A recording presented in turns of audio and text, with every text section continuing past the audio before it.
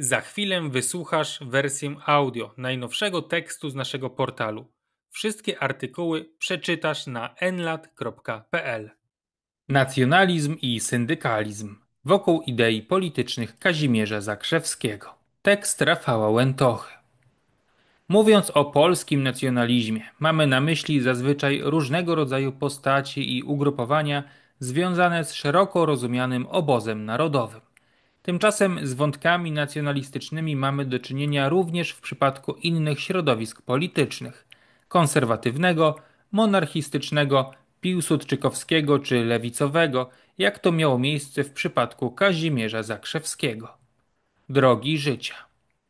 Kazimierz Zakrzewski urodził się 4 listopada 1900 roku w Krakowie. Był synem profesora Uniwersytetu Jagiellońskiego, fizyka Konstantego Zakrzewskiego i pisarki Heleny z Wiśniewskich. W 1917 roku, tuż po zdaniu matury, zaciągnął się do II Brygady Legionów. Został ranny, a następnie internowany w obozie w Chuszt. Pod sam koniec wojny wcielono go do armii austriackiej, po czym znalazł się na froncie włoskim w Dolomitach. Po odzyskaniu niepodległości powrócił do Krakowa i rozpoczął studia na Wydziale Filozoficznym UJ. Jednakże już po kilku tygodniach wstąpił jako ochotnik do Legii Akademickiej i uczestniczył w walkach o Lwów. Natomiast w czasie wojny polsko-bolszewickiej zaciągnął się do Brygady Akademickiej w Rembertowie, jednak ostatecznie z powodu złego stanu zdrowia został zwolniony. Po wojnie wznowił studia, które kontynuował na Uniwersytecie Jana Kazimierza we Lwowie. W tym czasie związał się z ruchem zetowym, Związek Młodzieży Polskiej, powołany do życia w 1887 roku. Organizacja ta początkowo była ściśle złączona z Ligą Narodową, jednakże z biegiem czasu te związki zaczęły się rozluźniać, aż do całkowitego zerwania. W pierwszych latach II RP postawę zetowców charakteryzowała atmosfera społecznego radykalizmu. Ich podstawę ideową stanowiły progresizm, demokratyzm, federalizm, prometeizm, etatyzm czy interwencjonizm gospodarczy. Już w 1923 roku uzyskał stopień doktora na podstawie pracy Samorząd miast Achai Rzymskiej, Arkadia, Messenia, Lakonia i został asystentem w Katedrze Historii Starożytnej. 2 lata później jako stypendysta Sorbony wyjechał do Paryża, gdzie pogłębiał swą wiedzę u profesora Pierre'a Jougota. Tam właśnie głębiej zapoznał się z syndykalizmem, zarówno na płaszczyźnie teoretycznej w postaci koncepcji Georgesa Sorela, jak i praktycznej poprzez działalność Confédération Générale du Travail. W związku ze swoimi doświadczeniami po powrocie do kraju zaangażował się w tworzenie polskiego ruchu syndykalistycznego pod auspicjami Związku Naprawy Rzeczypospolitej ZNR. Nie ma tu jednak mowy o jakimś mechanicznym powielaniu wzorów francuskich. Zakrzewski i jego współpracownicy chętnie odwoływali się również do polskiej myśli politycznej i społecznej, zwłaszcza zaś Stanisława Brzozowskiego i Stefana Żeromskiego. W grudniu 1926 roku ukazał się pierwszy numer pisma Solidarność Pracy, noszącego podtytuł Dwutygodnik poświęcony sprawie uniezależnienia i zjednoczenia ruchu zawodowego w Polsce. Początkowo w swojej aktywności na tym polu skupiał się na pracy ideowej. Jawił się głównie jako teoretyk polskiego syndykalizmu, zamieszczając liczne prace na łamach takich periodyków jak Droga, Front Robotniczy, Naród i Państwo, Przełom, Solidarność Pracy. W drugiej połowie lat 30. uznał, że zmieniona sytuacja polityczna w Polsce i na świecie wymaga od niego wzmożenia aktywności również na płaszczyźnie praktycznej.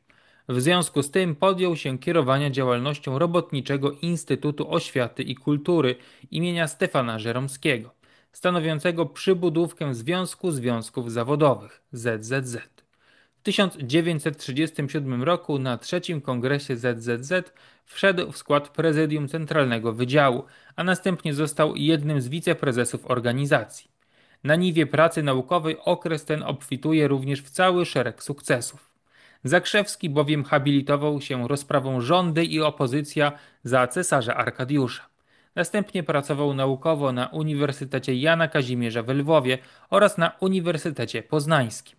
Za sprawą jego imponującego dorobku naukowego w zakresie historii Cesarstwa Zachodnio- i Wschodnio-Rzymskiego bizantynistyka została uznana za oddzielną dyscyplinę uniwersytecką, a on w 1935 roku objął utworzoną na Uniwersytecie Warszawskim Katedrę Historii Bizancjum.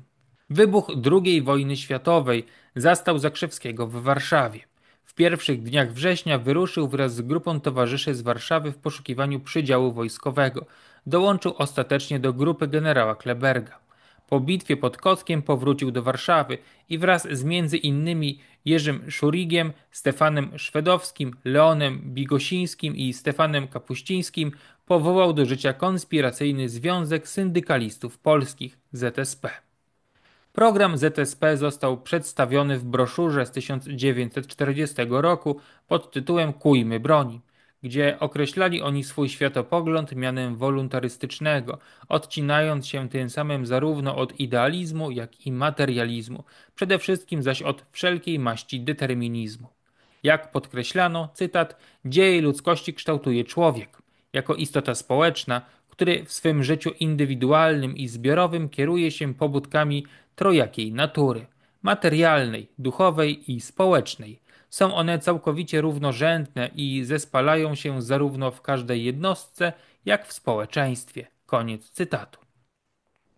Wskazywano na naród jako podstawową grupę społeczną i postulowano zastąpienie ustroju kapitalistycznego planową gospodarką społeczną, opartą na uspołecznieniu warsztatów produkcji. Cytat. Uspołecznienie to widzimy praktycznie, jako przedsiębiorstwa skomercjalizowane, z zarządem złożonym z przedstawicieli organizacji zawodowych, spożywców, rządu i samorządu. Koniec cytatu.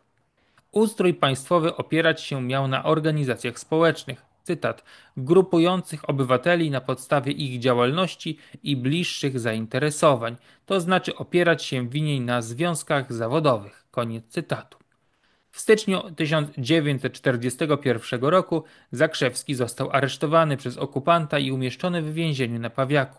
Następnie 11 marca wraz z grupą 20 innych więźniów rozstrzelano go w Palmirach.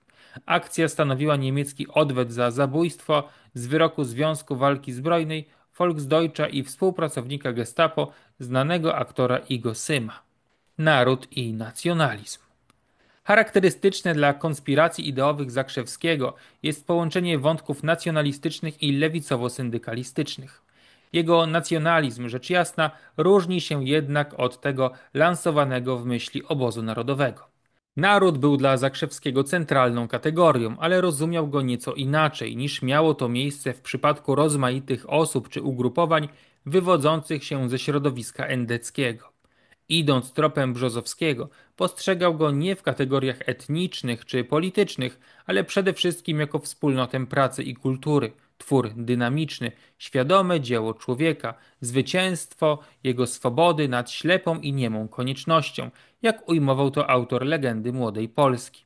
Zakrzewski określał naród organizacją twórczości, ciągłością w pracy dziejowej, jedność narodowa zaś, jak zaznaczał na łamach przełomu, to jedność pracy w narodzie, solidarność czynników twórczych, których wysiłki stanowią fragmenty narodowej służby dziejowej. W pracy Filozofia Narodu, który walczy i pracuje, nacjonalizm Stanisława Brzozowskiego, wskazywał, iż, cytat, organiczny związek pomiędzy przeszłością a teraźniejszością, pomiędzy jednostką a otoczeniem, pomiędzy naszymi trudami a tymi, którzy przyjdą, istnieje w narodzie. Dlatego człowiek historyczny to człowiek w narodzie. Nie istnieje on na pozanarodowym stanowisku. Człowiek bez narodu jest duszą bez treści, obojętną, niebezpieczną i szkodliwą.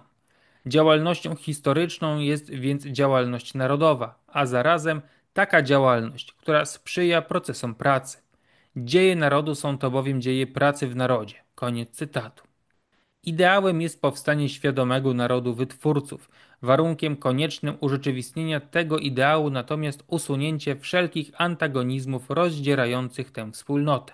Tym samym wręcz usunięcie poza jego nawias wszystkich elementów pasożytniczych, niezależnie od ich etnicznego pochodzenia. W artykule Walka klasowa a zagadnienie produkcji, opublikowanym na łamach Przełomu, wskazywał właśnie, iż wszelkie zwalczające się grupy, jak i wszystkie inne czynniki nie biorące udziału w pracy dziejowej narodu, czyli pasożytnicze, powinny zostać wyeliminowane poza jego nawias. Nie oznaczało to, by umiejscawiał owe twórcze siły w jakiejś określonej grupie społecznej. Istnieją one jego zdaniem w różnych klasach. Siłę wiodącą jednak stanowić miała klasa robotnicza jako pewien typ psychiczny, ideał. Jak pisał Brzozowski, chodzi tu nie tyle o fakt materialnej przynależności do samej klasy, ile o wybór ideału. Robotnik polski był bowiem dla Brzozowskiego, którego Zakrzewski przywoływał, wzorem, ideałem wychowawczym, typem dziejowym, na którym można oprzeć swe życie duchowe. Syndykalizm, demokracja i liberalizm. Drogą do zapewnienia narodowi potęgi dzięki wzrostowi produkcji miał być syndykalizm, prowadzący do przejęcia kontroli nad gospodarką przez klasę robotniczą zorganizowaną w związki zawodowe. W artykule opublikowanym na łamach Słowa Polskiego w 1929 roku Zakrzewski pisał, iż, cytat, Sorel wskazał rolę zrzeszeń wytwórców jako tej sfery, która ma wyłonić nową elitę kierującą życiem, elitę społeczną. Odgadnął, że zrzeszenia te już w ustroju liberalno-kapitalistycznym, przeciwstawiając się zarówno plutokracji, jak ochlokracji, tym obu obliczom dzisiejszego ustroju, tworzą zawiązki nowych form ustrojowych, że tam kształtuje się nowy pogląd na świat i, co najważniejsze, nowa społeczna moralność, a zatem nowa kultura, której wyrazem ma być nowy ustrój. Odgadnął istotną tęsknotę mas, transponowaną dotąd na polityczne ideologie, legitymujące się dogmatem walki klas. Tęsknotę za państwem i społeczeństwem, które będzie republiką wytwórców. Koniec cytatu. Uważał on, iż liberalizm dogorywa, odegrał już rolę dziejową i odchodzi w przeszłość. W pracy Idee syndykalistyczne podkreślał, iż, cytat, doktryna liberalna, stojąc na gruncie suwerenności jednostek, sformułowanej w prawach człowieka i obywatela, związanych umową contrat social, w państwo, w którym decyduje mechaniczna większość, odrzucała organiczne związki jednostek, nie uznając między państwem a jednostką żadnych pośredników, żadnych organizacji.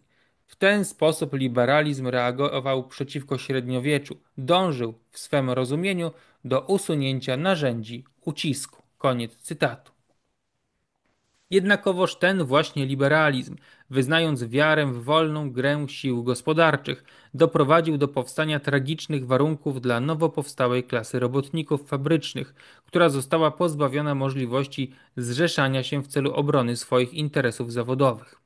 Idee liberalne stały się więc de facto narzędziem ucisku w rękach klasy panującej, służącym zabezpieczeniu jej stanu posiadania. Na skutek tego klasa robotnicza stała się klasą rewolucyjną, dążącą do gwałtownego przewrotu i obalenia istniejącego ustroju społecznego. Liberalizm, pisał Zakrzewski w artykule Zmierzch liberalizmu, a nie demokracji na łamach drogi, został zrealizowany jako symbioza anarchii z rządem policyjnym, narzędzi ucisku odziedziczonym po dawnych rządach. Burżuazja nie zlikwidowała, tylko obróciła je na swoją służbę. Udało jej się utrwalenie kapitalnej sprzeczności, cechującej wszystkie rządy parlamentarne doby przedwojennej, aby rząd był słaby w stosunku do warstwy rządzącej, a silny wobec przeciwników ustroju społecznego. Najsłabszy rząd, który można było obalić najlżejszym gestem opozycji w parlamencie, zdobywał się jednak na akcenty siły w razie strajków i zaburzeń. Dla Zakrzewskiego demokracja parlamentarna przełomu XIX i XX wieku była jedynie fasadą, za którą kryły się rządy plutokracji i ochlokracji. Współczesny mu demoliberalizm postrzegał nie tylko jako zaprzeczenie rzeczywistej demokracji, ale i kolejny etap na drodze do degeneracji samej idei państwa. Wskazywał bowiem na postępującą atrofię funkcji państwa jako organizacji politycznej całego społeczeństwa. Lata międzywojenne stanowiły dla niego czas ostatecznego krachu demoliberalizmu, czego dowodem miały być wydarzenia we Włoszech. Wstrząsy rewolucyjne w Rosji czy tzw. rewolucja majowa w Polsce, którym to mianem określano w jego obozie przewrót majowy. Wiązał on zresztą z przejęciem władzy przez Piłsudskiego wielkie nadzieje. rewolucji majowej również miało się udać wykreowanie własnego mitu w rozumieniu sorelowskim. Jak pisał w 1929 roku na łamach drogi, tym mitem jest przetworzenie Polski w jeden obóz żołniersko-robotniczy, zorganizowany do walki i pracy. To nade wszystko sprawiedliwość dla tych, którzy walczą i pracują, uznanie praw potu i krwi. Aby to urzeczywistnić, trzeba znieść wszelki wyzysk, jaki uprawiają żerujące na społeczeństwie grupy i siły materialne, doprowadzić do całkowitego zniszczenia plutokracji i ochlokracji, eliminacji zatem z życia tych wszystkich, którzy nie walczą ani nie pracują. O nowe państwo. Konstatując zmierzch systemu demoliberalnego, sugerował konieczność podjęcia wysiłków na rzecz stworzenia nowego modelu państwa. Podkreślał przy tym, że polski syndykalizm w odróżnieniu od swojego przedwojennego odpowiednika we Francji, który negował państwo, jest kierunkiem patriotycznym, państwo tworzącym i podtrzymującym. Według Zakrzewskiego syndykalizm w krajach romańskich dość przypadkowo złączył się z anarchizmem, tymczasem nigdy nie był on prądem dążącym do likwidacji państwa jako takiego. Twórcy tego kierunku po prostu poddali krytyce te formy państwa, z jakimi mieli do czynienia wówczas. To nowe państwo miało urzeczywistnić ideał prawdziwej demokracji, a więc demokracji antyliberalnej, gdzie organiczne więzi społeczne zostaną odbudowane w formie pozapartyjnego ruchu zawodowego klasy pracującej. Następnie zadaniem syndykatów miało być przejęcie kontroli nad produkcją, tak aby zlikwidować system salariatu. Wreszcie zaś miało zostać ustanowione bezklasowe państwo oparte na związkach zawodowych, państwo, w którym rzeczywistą wartość człowieka i jego pozycję w społeczeństwie określać będą w ramach narodu wytwórców wyłącznie kompetencje, wkład pracy i zaangażowanie na rzecz dobra wspólnego. Odwołując się do Sorela, Brzozowskiego, ale i filozofii pracy Cypriana Norwida, wieszczył Zakrzewski na łamach drogi w artykule Narodziny nowej moralności, iż z rozkładu i chaosu przemijającego świata wyłoni się nowa cywilizacja, przeczuwana przez samotnych i niezrozumianych bohaterów myśli ubiegłego wieku. Jej podstawę stanowi moralność heroiczna, moralność żołnierzy i robotników, walką i pracą przekształcających świat. Wyjście z kryzysu jawiło się w takim ujęciu jako konsekwencja pójścia drogą gospodarki planowej i oparcia programu przebudowy społecznej na związkach zawodowych, realizujących misję ustanowienia nowego porządku, w atmosferze radosnej afirmacji życia, które jest walką i pracą. Podkreślał on przy tym, że przebudowa społeczna nie może zostać odgórnie zadekretowana. Musi być to ruch oddolny, spontaniczny, wyraz samoorganizacji i aktywności społeczeństwa. Stąd też jego krytycyzm i nieufność chociażby wobec reformy korporacyjnej we Włoszech faszystowskich. Trzeba jednak powiedzieć, iż początkowo z pewną dozą zainteresowania przypatrywał się Zakrzewski działaniom podejmowanym przez faszystów. Jeszcze w 1929 roku bronił włoskiego faszyzmu przed krytyką, wskazując na jego twórczą, rewolucyjną energię. Faszyzm nie był traktowany przez niego jako zaprzeczenie syndykalizmu, ale krok we właściwym kierunku, forma przejściowa ku nowemu, pożądanemu ustrojowi. Nie była to jednak jakaś bezkrytyczna fascynacja. Zakrzewskiemu nie podobało się upaństwowienie związków zawodowych we Włoszech, podobnie jak wspominana już reforma korporacyjna.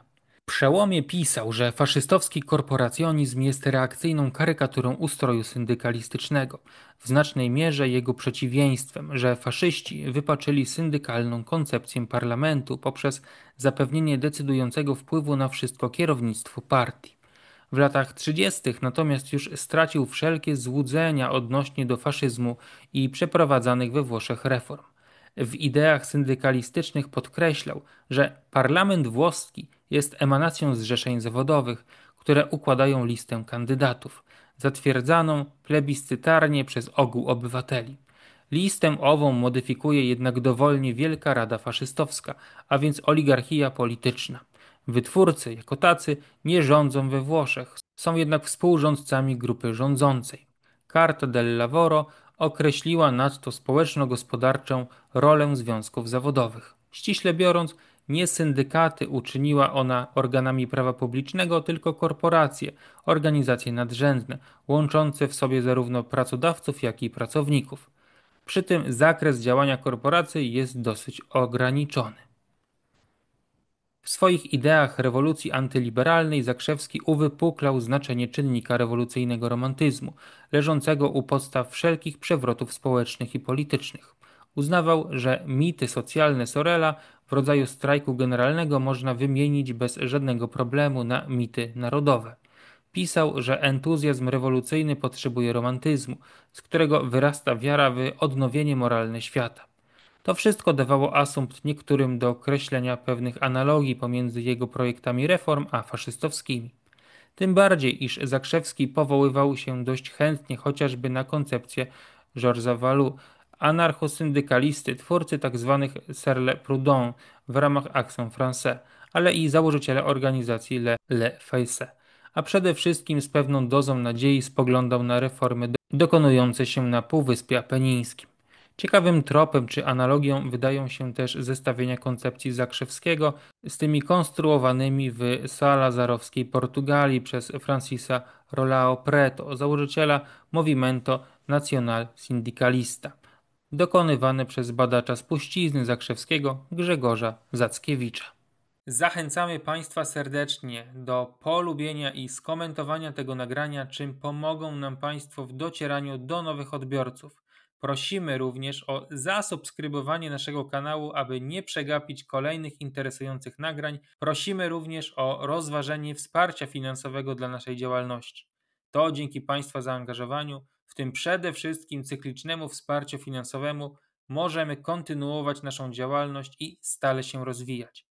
Wspierać nas Państwo mogą za pośrednictwem serwisu Patronite pod adresem patronite.pl/Nowy Lat, a wszelkie szczegóły odnośnie tej, a także innych możliwych form wsparcia znajdą Państwo w opisie tego nagrania.